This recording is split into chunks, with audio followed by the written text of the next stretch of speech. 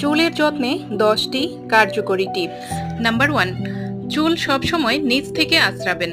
আর চুলে যদি জট থাকে তাহলে খুব সহজেই জট খুলে যাবে, তাতে চুল নষ্ট হবে না। আর চুলের জট ছাড়াতে সবসময় মোটা দাঁতের চিরুনি ব্যবহার করবেন। নাম্বার 2, সপ্তাহে 2 থেকে 3 বার শ্যাম্পু করুন। চুলে বেশি শ্যাম্পু করলে চুলের প্রাকৃতিক তেল নষ্ট হয়ে যায়, ফলে চুল শুষ্ক হয়ে যায়। নাম্বার 3, গোসলের পর গামছা বা টাওয়াল দিয়ে শক্ত করে চুল বেঁধে রাখবেন না, এতে করে চুলের আগা ফেটে যায়।